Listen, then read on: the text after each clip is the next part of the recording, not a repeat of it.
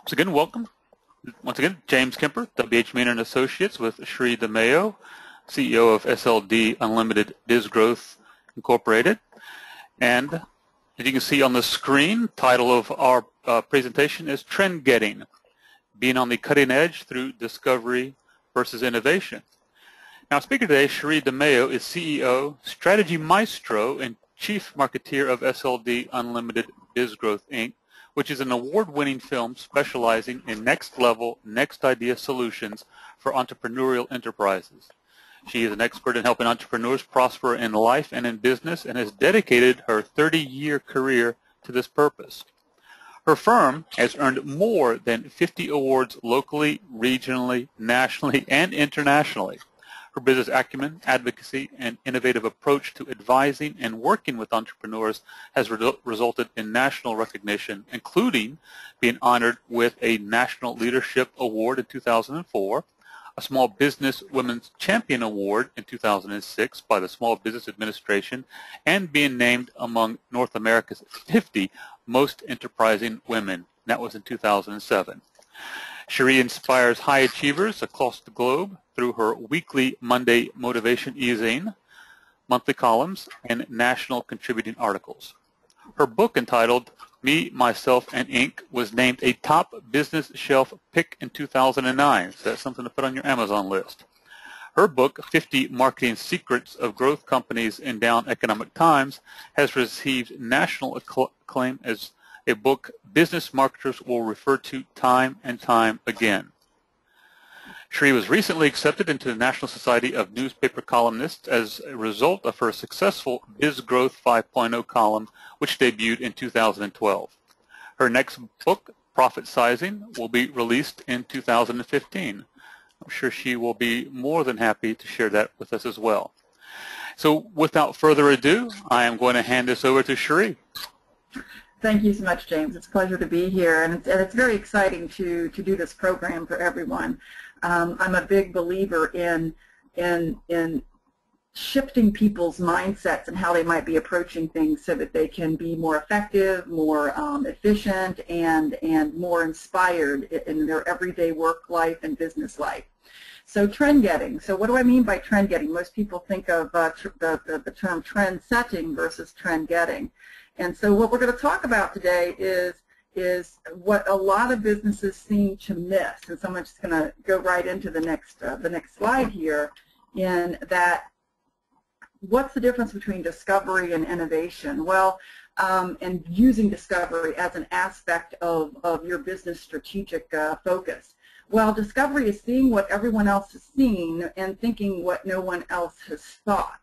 Now, a lot of times in innovation, you are actually seeing something that no one else has seen, and we're thinking what no one else had thought. And so that's what I would say is the difference between discovery and innovation, is that you are seeing things that, but for some reason, you put a different spin to it, and then almost feels like you're creating something new or you're leveraging something new.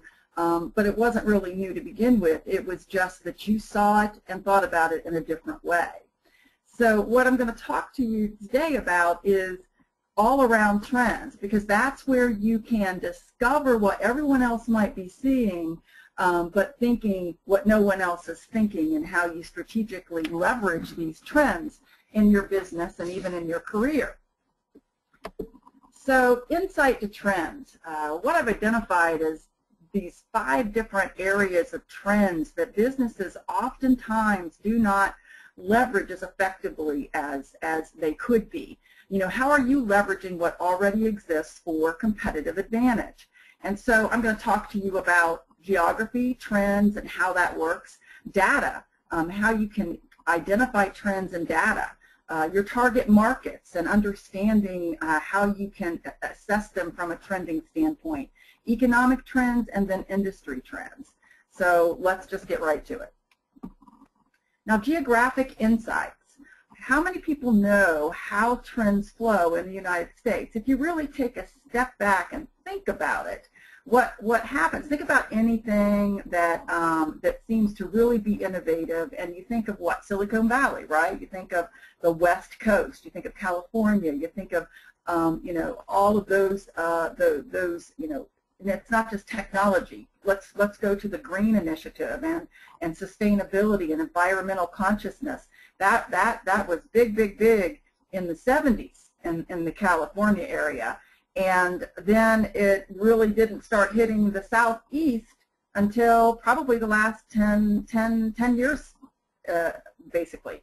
So what happens in the United States is, you know, innovative ideas start on the West Coast, to travel to the Northeast, and then trickle down into the Southeast, and then trickle down into, you know, trickle back over to the Midwest and those types of areas, and then the South. And so understanding the geographic trends as you relate it to your business is very important, because then you can potentially know where to look. Like, for instance, if your business is located in the Southeast, and we're going to talk about industry trends later, but I do want to touch upon this point.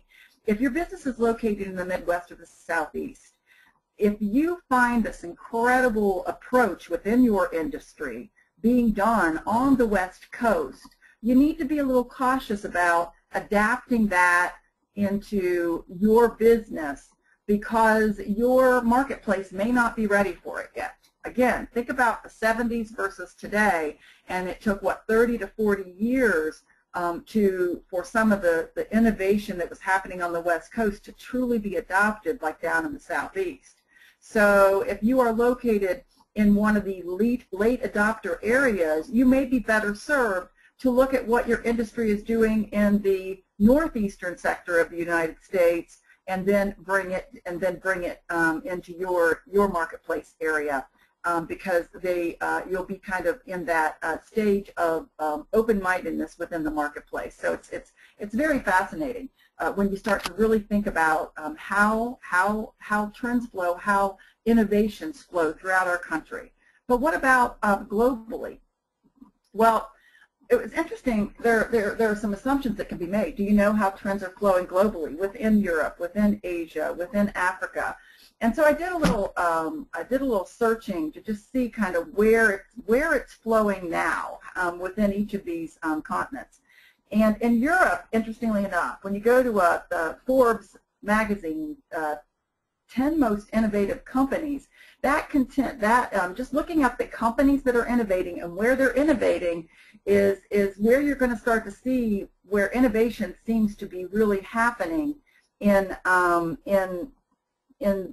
the various continents. And so with Europe, the 7, I believe it was 1, 2, 3, 4, 5, 6 out of the top 10 most innovative companies were out of France, and then UK and Germany. Now, what's really interesting about Germany is putting a huge push in Europe to become a more of an innovator. And so understanding where innovation is happening, if you have a European presence, and you can look and see if there's anything that you might want to adapt if your presence is not in that particular area. So again, you're not innovating, you're just adapting and bringing it to your area. In the Asia market, I think if I asked most people what country in Asia is known for its innovation, most people would say Japan, and that certainly has been the case in many cases over the years. But what's interesting in looking at Forbes' top 10 most innovative companies in Asia, China actually is now outstriping Japan in that regard with 5 out of the 10.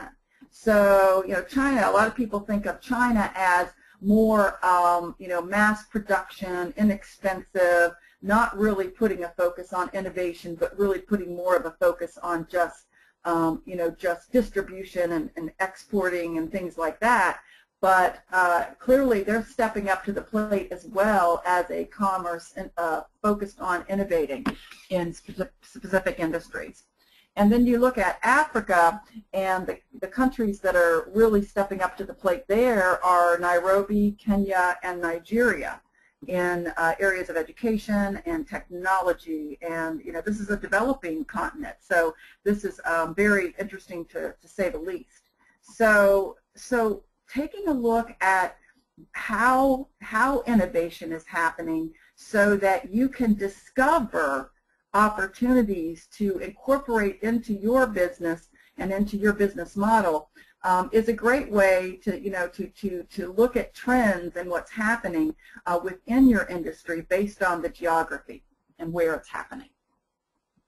I got a case study for you related to the geography aspect. This is within the United States.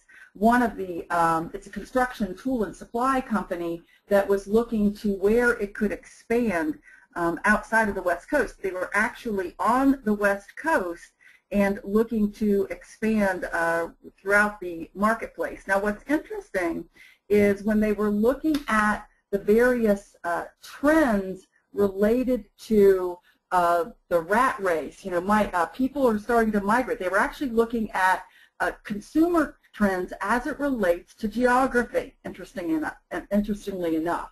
And what would that have to do? A construction tool and supply company is a business-to-business operation, and they are focused on supplying to the construction industry.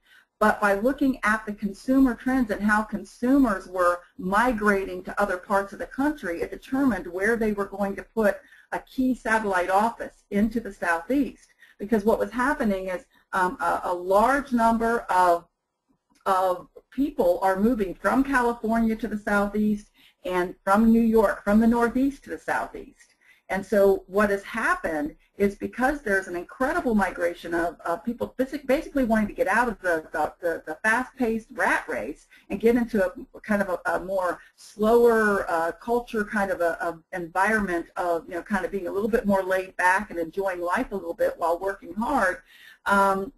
What's happened as a result of that is you've got highway infrastructure. They can't keep up with the growth. I mean, the growth is so substantial in the Southeast with people, coming into the Southeast as a place to live, that the highway infrastructure is trying to catch up with itself.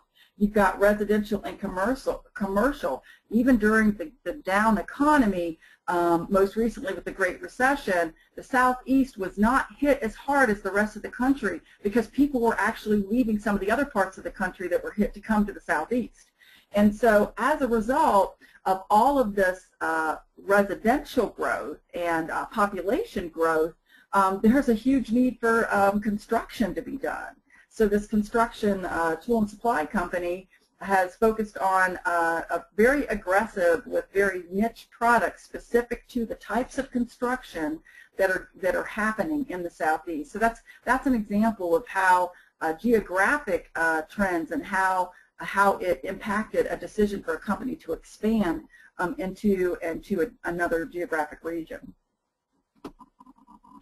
Now, data mining insights, that's the next one to look at. How are you leveraging your own information, financial data, existing customer data, operational data? This is something that companies really don't do a good job of as a whole, and there is so much hidden opportunity and hidden gems as a result of the incredible data that you may have at your fingertips, but you're not really assessing it and analyzing it in a way that you can really leverage. One of the ways that I've worked with clients to help them in this regard is an exercise that I call profit sizing. Most companies look at their profitability in a way that is only looking at the actual offerings and their margins. And over 30 years working with entrepreneurial businesses, I have identified all these intangible aspects of what's happening directly impact profitability and decisions. And a lot of this is data that needs to be collected on a regular basis so that you can analyze this in such a way. So I'm just going to go through these three areas of profit sizing. Obviously, on the left-hand column, you're going to see the offerings, what you offer. But beyond looking at how profitable your specific products and services are from a margin standpoint as well as a high volume standpoint, you also need to be looking at which ones are least labor intensive and tracking this. Which ones are most distinctive compared to the which ones do you have the internal expertise to provide, and which ones do you have the internal competency? Now, expertise and competency are a little bit different. Expertise is knowledge. Competency is literally capacity and ability to deliver. You know, internal versus outsourcing type of situations. You know, which offerings offer additional income streams because you can expand them, do updates with them, complement them with other offerings, that type of thing.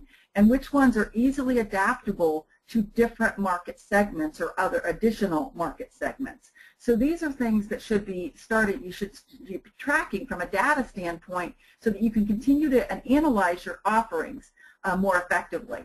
Then you should really be profit sizing your actual target segments that you serve, your existing customer base. So which ones are most to me, how often businesses are putting all of their energy into the clients and customers that are the least profitable. So how do you know that? Well, because you got to look at not just the money they're spending, but do you have a proven track record in serving them? As a result of that, it's a least labor-intensive customer segment to serve. So it's taking less time to serve them, so you're making more money, whether it's what you're making or what you're providing in a service or a capability. They value your service and support. Typically, if clients or customers value the service and support aspect of your business, and I'm talking also of a very product-focused business, typically willing to spend a little bit more because they value that service and support. And so that is something to take a look at. Which of your offerings allow you the opportunity to attract customers that are really looking for the service and support aspect along with what you're actually delivering and giving to them? Which target markets have referral and repeat opportunities for purchases? Which ones are you most competent to serve? Getting back into the internal competency, which ones are you most competent to serve? Going back to the least labor intensive, how everything kind of ties together. Which ones will utilize multiple offerings, multiple products, multiple services? Which ones are most likely to buy new offerings, willing to adapt and be a part of anything that you come out with? And which target segments are growing segments? I've seen too many businesses stay so focused on a segment that served them well for many, many years, maybe even many decades, but it's a dying segment. And so they have to start to look at, okay, what are some of the growing segments, and do we need to make some shifts in order to serve them better? Then you go to the geographic pocket side of things, is what I like to call it. And what I mean by geographic pocket is whether you are local, regional, national, or global. If you understand your target segments and your offerings as you go through those two columns of profit sizing, you are going to start to hopefully see some trends in the geographic footprint in which you are operating, that you will find pockets of opportunity geographically to focus in and hone in on from a marketing and operations standpoint. And so what you look for there is the competitive landscape. Where within your locale, your region, your national footprint, or your global footprint are there fewer competitors going after the markets that you're trying to serve? Because those are where you want to concentrate the most. Why be in a big pond, you know, with a bunch of fish where you could be focusing on micro ponds with fewer fish to compete with? Concentrated target market areas. So what you find is once you really understand who your target segments are, where do they seem to congregate? Where do they seem to be in mass, more in specific areas? You're looking at strategic alliances. Are there strategic alliances that you can form that can give you greater depth of opportunity in a specific geographic area for whatever reason? And then looking at where your existing customers are that you can replicate within those areas. The best way to help you understand all this is to give you a couple of case study examples. So that's what I want to do next. So I'm going to give you two different examples of how this profit sizing data and assessment helps two completely different types of companies. One is a residential landscaping architecture firm. And what we did with them is first we looked at their target profit size, their target offerings. And what we found was that they were doing landscape architecture maintenance. They were doing outdoor living areas, like pools and excuse me. But they were focused on landscape maintenance, seemed to be what their focus was. But where they got the bigger dollar opportunities was with the outdoor excuse me, living areas. And so we did a profit. We not only profit sized their outdoor living, their landscape design, and their landscape maintenance, but we also profit sized, excuse me again, we also looked at within each of the areas, the profitability factors within each of the areas. And what we found is within the outdoor living center areas, that was a huge profit center for them.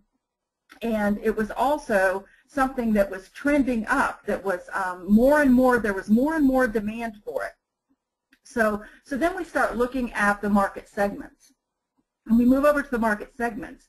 And one of the things they noticed within their own existing customer base, but then what they also noticed in regard to what was where the competitors were, is all the competitors were focusing on the $1 million and up homes for these outdoor living areas, because the assumption was you had to have $1 million home if you were going to spend $30,000 plus on some kind of an outdoor living area. But the reality was, in the trending of their own data, and then also looking at trends within the consumer market with younger families, 40-year-old parents with children that were in, elementary, middle, and high school, they were finding that these families were interested in kind of a staycation concept where they wanted to have these incredible backyards that people could enjoy. They could enjoy for entertaining their friends, but most importantly of all, they could have their children enjoy as they were growing up, and they would end up being the place that all the kids wanted to hang out at. So it was almost like a parental management tool in some way, and they were willing to spend some money.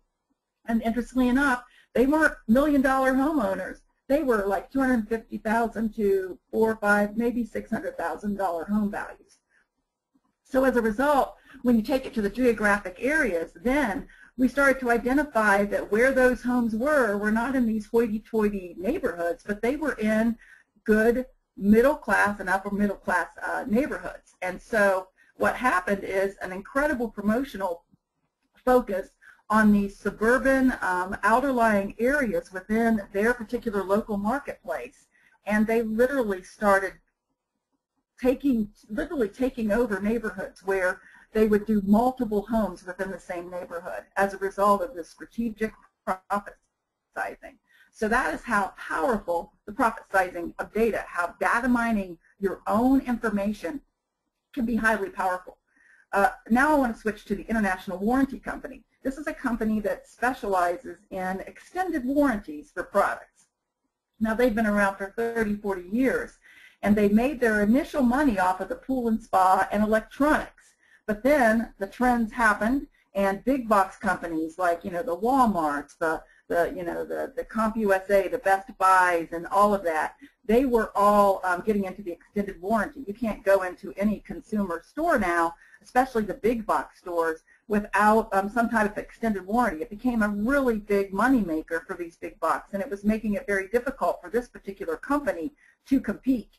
So by looking at target market segments and what's happening in the consumer buying trends, what they noticed is there was a huge opportunity within the baby boomers who were buying RVs and also buying power sports, like recreational boats and things like that, four-wheelers, all that type of thing. And interestingly enough, those extended warranties were also the more profitable warranties to do.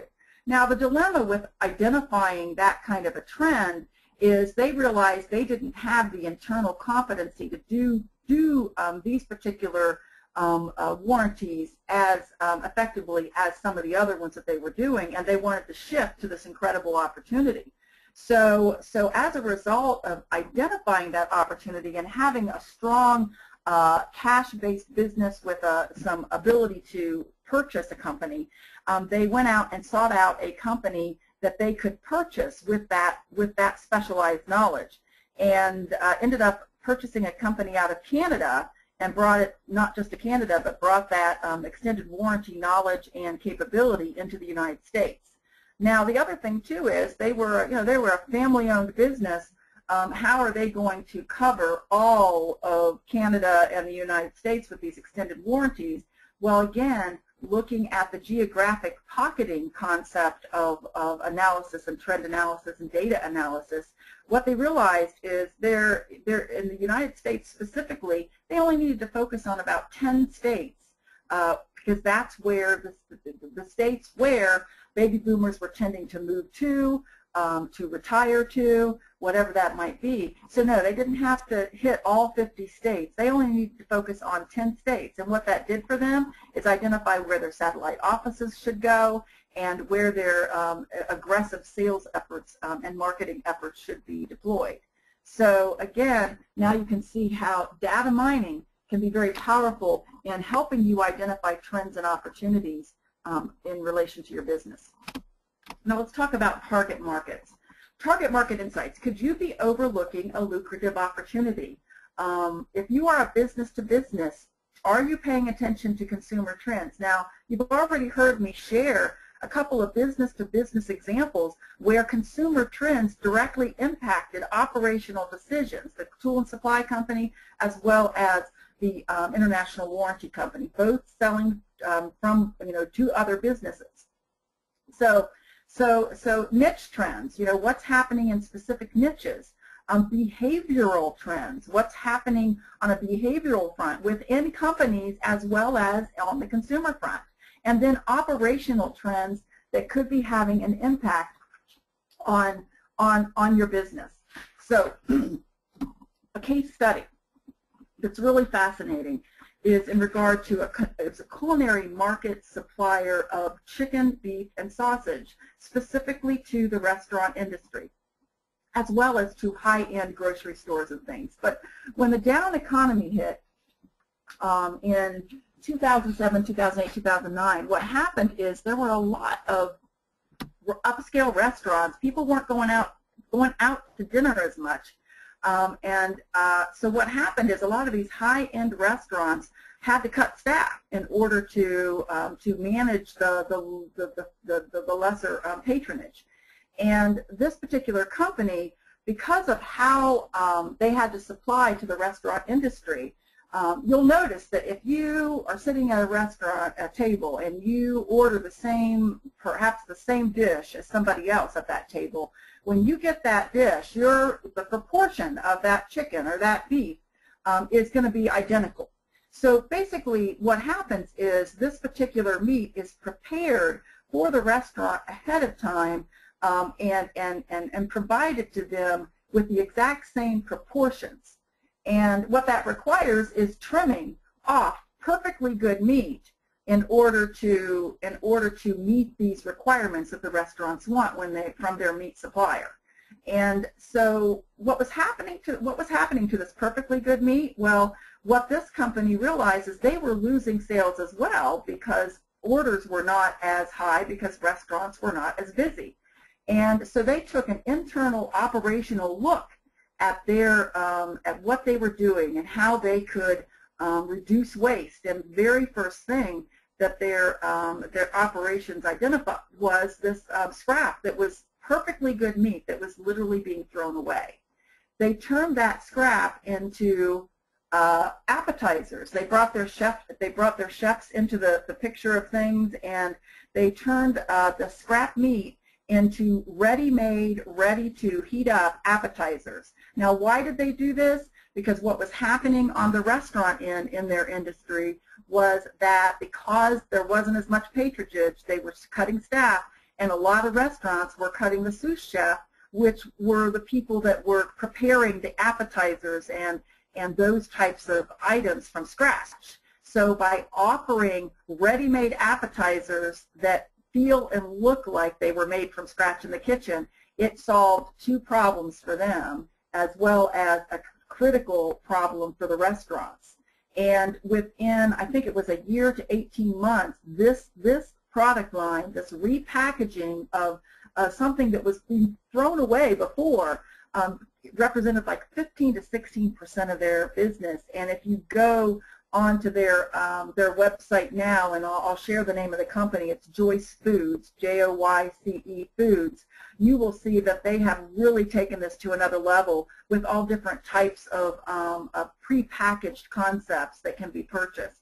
And so they really kind of stumbled. They were forced to look at their scrap in a different way and realize that they had a gold mine right underneath their own roof, which was very exciting for them, and a great example of understanding what's happening within your target market, and then how you can help them address a situation that may very well help you address a situation too internally. Now, economic insights, reality. Even in down economic times, opportunities in commerce are always still occurring. You know, money does not stop completely from being dispersed.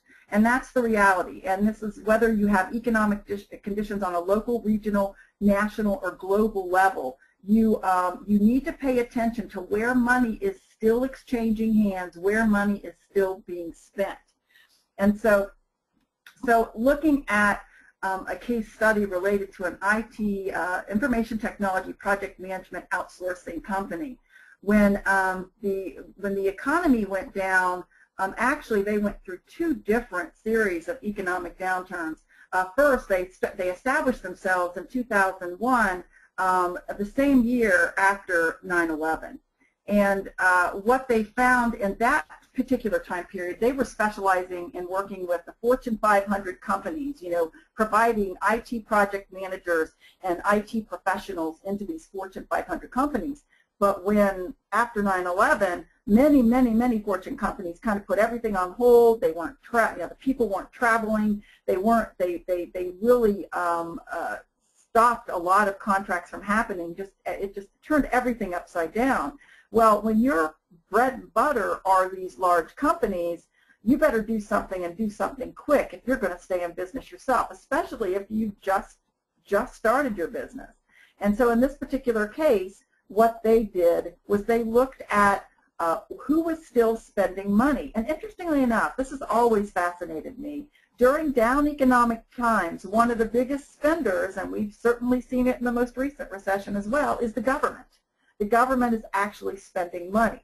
So she reassessed her IT project managers from the standpoint of how they could help local, regional, and national contract opportunities with the federal government, with local and state government. The other thing they looked at were mid-market companies. What tends to happen in down economies, mid-market companies have already been lean. They don't have the excess that a lot of large companies take for granted and then have to do the cutbacks. So the mid-market companies are oftentimes in a growth opportunity stage when the down economy hits, because what happens is they may be competing with the larger companies who are scaling back, which gives them a distinct advantage over them because they're scaling up. So as a result of that, this IT project management company was forced into looking at alternative markets based on the economic conditions, and to this day, now Fortune 500 companies are only a small percentage, maybe 20–25% of the overall monies they bring in, because of the other market segments that they realized are very lucrative for them. You know, go to the most recent Great Recession, and this company again identified an opportunity where there was a trend, where there's been a big push, and you see it because you're seeing it advertised all the time now, with hiring people out of the military, people that have left the military and hiring them in. So they created a whole program around attracting and then being able to place IT professionals that had been in the military doing IT work and now were in the civilian world trying to find opportunities. So so economic conditions and understanding what is happening, you can start to see how one trend feeds another trend feeds another trend.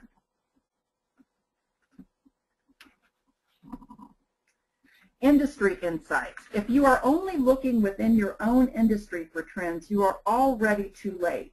Now remember me talking about the geographic trends. Now again, depending on where you are, I'll repeat again, when you look at the geography, that is where if you want to be cutting edge in your industry and you're already in California, that's where you're located, then quite frankly, if you want to leverage innovation within your industry, you're going to have to understand specifically within your industry where globally those insights come and look to either Europe or Asia depending on the type of industry that you're in and where it comes from to come into the United States.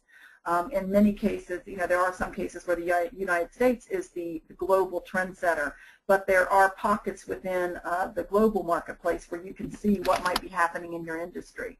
The other thing that you need to be really taking a look at is the business-to-business versus the business-to-consumer, the B2B versus the B2C. If you are a consumer-based industry, what's happening business-to-business-wise that could possibly be adapted in your consumer-based industry? In business, and you already heard me again talking about how understanding what's happening in different industries can potentially serve you well. I always like to do this, share this example so people can understand how one industry can start a concept and then it continues to flow to other industries and other industries. When I'm speaking to a group of people, I'll ask them, what is the first type of business that had all the same products for a great price under one roof? Again, the key word here is all the same types of products under a roof at excellent pricing. A lot of people will say like Walmart or a Sears or something like that. Well, then you missed all the same products. So the very first company to do this was Toys R Us. Toys R Us, all the toys under one roof. And then when you start looking at other industries who followed suit, the next industry to follow suit was the office supply industry, where you'd have the Office Depot, the Staples, the Office Max, and so on and so forth. Then you started to see electronics, the Circuit Cities, the Best Buys, all of that. That's a perfect example of that. Even Blockbuster Video, which is no longer in existence as we know, Blockbuster Video was that concept. Now, what happened to Blockbuster Video? It's a good example of other trends, the trends of convenience, online, and then of course Netflix is what really I think many of believe did them in. So take a moment to consider other industries and what kind of ahas can you get from how you could adapt and apply it within your own business, within your industry, and actually be considered a trendsetter in your industry simply because you paid attention to what another industry was doing. The customer industries, again, I've given you many examples of how whether it was a geographic trending or whether it was data trending or whatever you might, all these others, and how looking at specific industries and how they are working with customers, treating customers, and then looking at your customer industries themselves and what are their needs. And so this is where the case study around a paper rolls manufacturer and converter comes in, because they started to look at, we actually did the profit sizing exercise with them, and the problem was paper rolls are, for the most part, a commodity, and what they specialized in were receipts, receipts like that you get out of the gas pump or from your retailer when you buy something.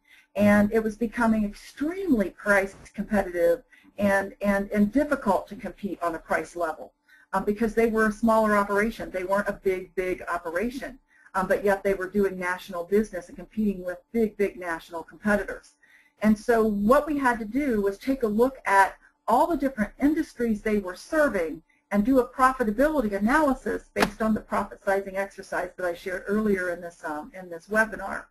And what we identified is there were opportunities within specific segments, including the mid-market banks, not the large banks, but the mid-market banks that were looking for creative ideas and promotional ideas attached to even the receipts that are spit out of the bank when somebody gets cash from an ATM or something like that. The convenience market and convenience store market, because now that people were paying at the pump and getting their receipt at the pump, how could we get them, because the money isn't made by the gas, the money at the convenience stores is made by the overpriced items they're selling in that convenience store. So how could we get people to go into the gas station based on the paper roll receipt? And if they get some kind of a promotion on the receipt that says, hey, come in and or come back and use this at the gas station, then all of a sudden they've got people going in to purchase other things besides just paying at the pump and going.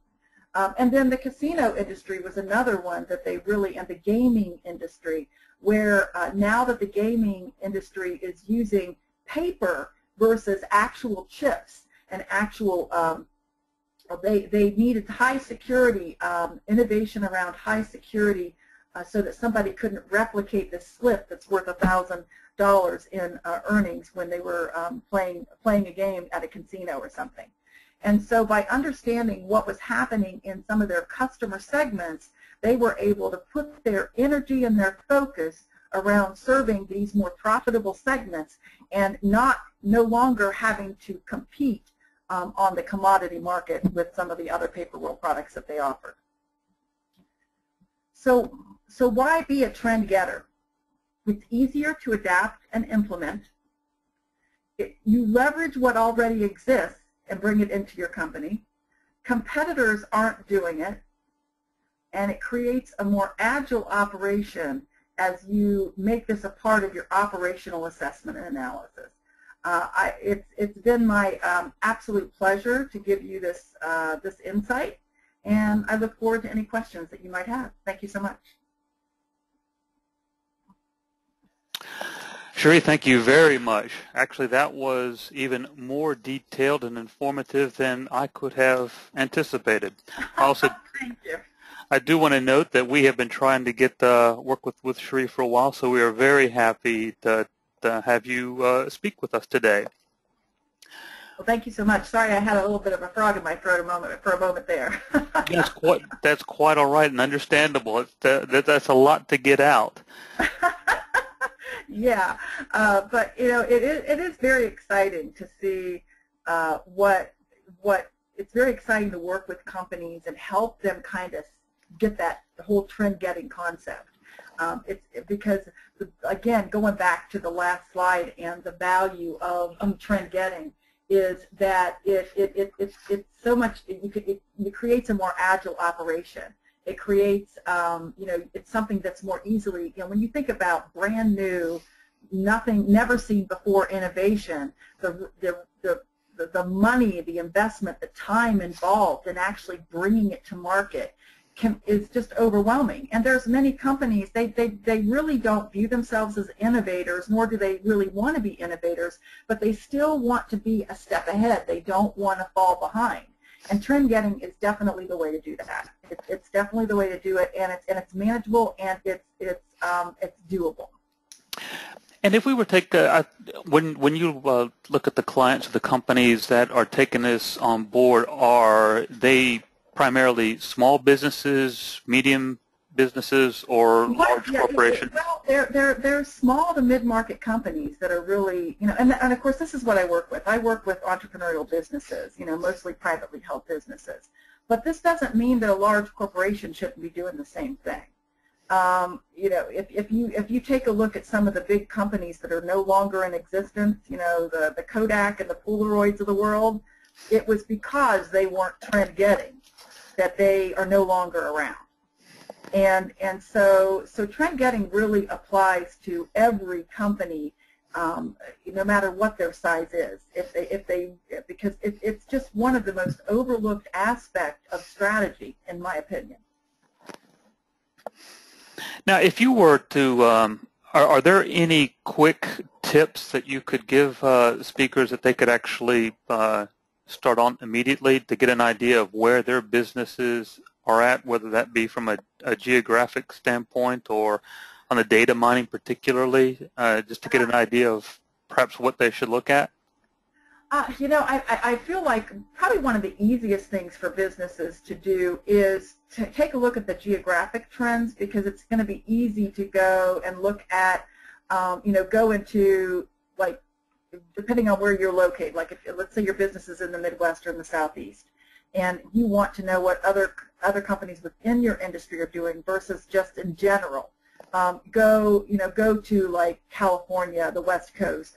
Go into the Northeast, and literally do the Google search. Around companies and read articles, because the companies that tend to be innovating tend to also promote their innovation and get coverage and publicity around it. So you should be, Google is a fabulous tool for zeroing in geographically and identifying what others might be doing. So that's an easy exercise to get, to kind of get your feet wet a little bit, because everyone's looking at their industry trends, but they're not looking at them as targeted as they should be. Okay, so that's the first thing they can do. Then from a standpoint of existing customer base, really look at beyond the demographic information and start to really look at everything from, I'm really big on looking at psychographic aspects. And if you're a business-to-business or you are in a business-to-consumer, when I talk about psychographics in your business-to-business, you want to look at, operational trends within the markets that you serve. You want to look at culture aspects, corporate culture, how they treat their employees, the mindset, the values. Going back to that paper rolls company, interestingly enough, when you look at corporate values and how that impacted something that they did, many of their larger customers were really engaging in the whole sustainability and green aspect. Now, even though their paper and the rolls and the type of paper that it is could not be recycled paper, what they did do, though, was, and this was from for operational efficiencies as well, they embraced the sustainability and environmental aspects within their company to recycle as much as they can. Even they started using recycled cores, the cores that the paper rolls were actually on. Now, there was twofold value to that. First of all, it brought more money, it increased their profitability because they weren't wasting as much, or they were actually getting money for some of their waste that they weren't getting before. But it also spoke well of them to the target markets that were looking for suppliers that were focused on green and sustainability themselves. And so that's an example of how understanding a trend that's happening or something that is important within the markets that you serve is something that maybe you should be adopting and doing to show that you're all on the same page. Yeah, you mentioned there's a company, and I cannot remember their name right now, but they are headquartered in North Carolina. It's a furniture manufacturer, and they, about 3 or 4 years ago, if not longer, started a process on that, on reducing the waste that they produce of wood and things of this nature for filling up landfills, and instead repurposed it inside to heat and power their factories. Oh, it's amazing, isn't it? Yeah, it's absolutely amazing. I'm working with a ad specialty company, which is just really fascinating, and everything they offer is recycled, and they have these T-shirts that are made out of recycled plastic bottles. Now, you would think that would be a scratchy. It's the softest material T-shirt you'd never want to take it off. It's such a soft material. How they did that with plastic bottles, I don't know. But looking at that trend and then building a whole industry And again, twofold. First of all, you've got individuals, the consumer themselves, that are really starting to take notice of being very environmentally conscious. And then you've got companies that want to also embrace that. And so they're these ad specialty items are perfect because these are oftentimes handouts to consumers. So it's fascinating. Trend watching and trend getting is just absolutely fascinating. It is. It's something that you don't hear much about. The first time I ever heard that phrase, trend getting, was speaking with you. So it was. Thank you. I take pride in coming up with new terminology. Excellent, excellent. Now, also in the bio that I read earlier, it was talking about your e-zine as well as your articles. Is there anywhere that people can find or register to receive those articles? Absolutely. You can, to get the e-zine is actually called Monday Motivation and Insight, and it's just a very quick read. It hits every Monday at 10 a.m. It currently goes around the globe. I've got readers in the UK, in Japan, in Africa, in Europe. It's just really amazing how this is just caught on fire. And literally every Monday morning, it comes out, and it's just basically giving you insight to basically to shift your thinking and how you might be approaching how you work, how you live, how you are thinking in as far as how you're trying to achieve your goals and be more efficient or be more effective. And it's just been so very well received. So you can either email me at this email, Sherre@SLDunlimited.com, or you can also go to Me, Myself, and Inc., and spelled out, inc.com, and you can sign up there as well. But if you want to make sure to get in even faster, don't hesitate to email me and get on the Monday Motivation and Insight. Excellent, excellent. Do you have any planned speaking engagements or anything like that in the next couple of months that people might be interested in participating? Yeah, actually, I have quite a few. They're all local currently. They are. I just came back from Richmond, Virginia, but in the Carolinas, I've actually got on May 5th. I'm going to be moderating a panel on relationship marketing in conjunction with Small Business Week in the Cornelius, North Carolina area, in conjunction with their Lake Norman Chamber of Commerce. And I'll also be kind of moderating the whole day of speakers, as well as doing the Q&A with the relationship marketing folks in the panel. And so you should be able to, if you go to the Lake Norman Chamber website, you'll see information about that. On the 11th of May, I'm going to be speaking at the Institute of Management Consultants about some study that I'm doing related to corporate culture and how I am finding a direct correlation between corporate culture and stock value, which is very exciting, very exciting. Been doing this research, and I'm working on a white paper, and so I'm going to give people kind of a sneak peek at some of the findings based on this research, because wouldn't it be great if we could look at a corporate culture of a company and pick and choose stocks? I think it would totally turn the financial investment industry upside down. So yeah, that's very exciting. I'm going to be introducing. I'm going to be the lunch speaker, and that's going to be in Greensboro, North Carolina. And then I'm going back to a small business center in the Salisbury, Concord area of North Carolina.